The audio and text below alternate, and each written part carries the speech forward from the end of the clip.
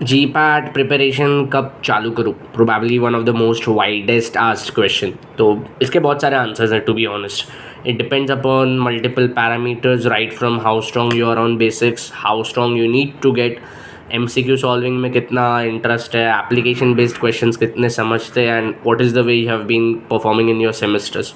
But अगर मैं एक सिंपल चीज़ पूछूँ, जब आप 11th में थे, 11th साइंस, आपको पता था आपको 12th स्टैंडर्ड के बाद नीट का एंट्रेंस लिखना है या JEE लिखना है या आपको फार्मेसी का महाराष्ट्र CET लिखना है?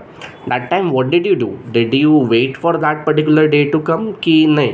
11th स्टैंडर्ड में जैसे ही मैंने अल्केन्स का चैप्टर पढ़ा, मैंने अल्केन्स के MCQ सॉल्व कर लिए। मैं वेट नहीं कर रहा था कि मेरा 12th स्टैंडर्ड कब चालू होगा, तभी एंट्रेंस है, तभी मैं MCQ सॉल्व करूँगा, नहीं।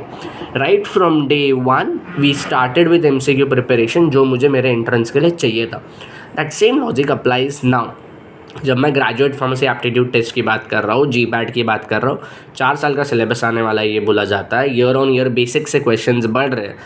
Topics of rheology, then you capsules, tablets जो लेटर फेज़ में आते हैं वो कंपैरेटिवली कम हो रहे हैं।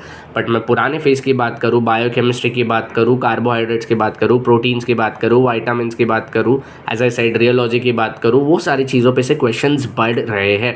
सो क्या करेंगे? पहले हम लोग first year, second year, third year पढ़ लेंगे।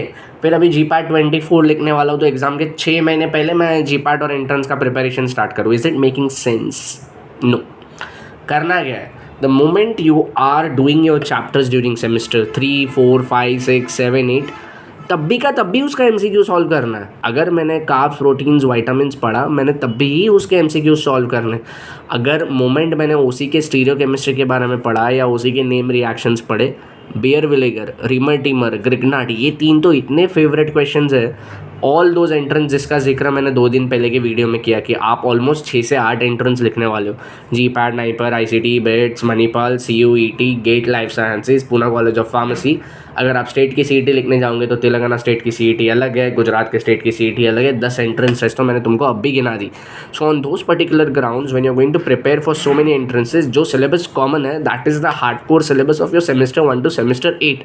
सो the moment you step in semester 3 is the right time you do it on both the grounds. अब होता क्या है, सेमेस्टर 5 के टाइम जो चालू करता है उसको सेमेस्टर 3, 4 की चीज़ें वापस गो थ्रू करनी पड़ेगी, वापस वही MCQ सॉल्व करने पड़ेंगे, वापस वही चैप्टर्स पढ़ने पड़ेंगे। ऑन द कॉन्ट्रारी, जब मैं सेमेस्टर 3 में था, अगर मैंने तब भी स्टार्ट कर दिया होता तो मैंने मोमेंट वो सेमेस्टर 3 का चैप्टर जैसे सेमेस्टर के लिए पढ़ा था, मैं वही चैप्टर को तभी का तभी ही एंट्रेंस पॉइंट ऑफ व्यू भी पढ़ लेता।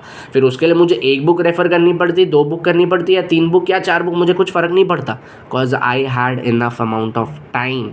Pharmacology, autonomic nervous system, ANS semester 4 में पढ़ा था, वो वापस फार्मास्यूटिकल केमिस्ट्री में ANS आता है सेमेस्टर 6, 7 अराउंड। उसके सिवाय ANS पढ़ने के टाइम मोस्ट ऑफ द लोग सिर्फ KD त्रिपाठी पढ़ते। जब एंट्रेंस में जाते तब लोगों को समझ में आता है कि KD त्रिपाठी के सिवाय रैंगनडेल भी है, वो भी पढ़ लेता हूँ। रैंगनडेल के सिवाय स्पर्श गुप्ता है, वो भी पढ़ लेता हूँ। उसके सिवाय और भी 1-2 बुक्स है जिसके अंदर काफ़ी अच्छी समरी दी है for the entire chapter, but probably I don't need that for semesters.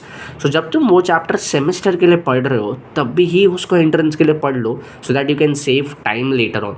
हाँ, don't worry, when we teach it at PharmaElite, हम फार्माकोलॉजी, मेडिसिनल केमिस्ट्री और APP साथ में लेके चलते हैं। तो अगर मैं ऑटोनॉमिक नर्वस सिस्टम पढ़ रहा हूँ एट फार्माइलाइट, तो मैं उसका APP, मैं उसका कोलॉजी और उसका मेडिसिनल केमिस्ट्री साथ में पढ़ता हूँ, इरिस्पेक्टिव ऑफ सेमेस्टर्स। बिकॉज मैं सेमेस्टर्स के थियोरी पेपर्स के लिए नहीं पढ़ रहा हूँ, मैं एंट्रेंस के लिए पढ़ रहा हूँ। मुझे वो डिटेल मैकेनिज्म ऑफ एक्शन नहीं लिखना है एंट्रेंस में। जब ड्रग रिसेप्टर पे बैठा, ये आयन ओपन हुआ, सोडियम बाहर आया, पोटेशियम अंदर गया, डीपोलराइजेशन हुआ, repolarisation, I don't need that. मुझे सिर्फ उसका इंपॉर्टेंट लाइन चाहिए जो मैकेनिज्म ऑफ एक्शन के लिए स्पेसिफिक हो।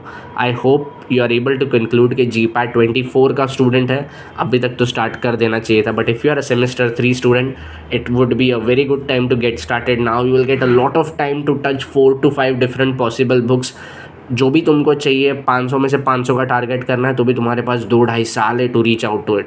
And if you are into semester 5, get started now as soon as possible, so that जब तुम सेमेस्टर 6, 7 में जाते हो, तुमको सेमेस्टर 7 के टाइम पे ही GPAT आता है इन जनवरी फरवरी, तुमको सेमेस्टर 8 के टॉपिक्स भी पहले से पढ़ के रखने पड़ेंगे, क्योंकि वो GPAT के पेपर सेटर्स को ये तो नहीं पता है कि तुमने सेमेस्टर 8 के टॉपिक्स नहीं पढ़े।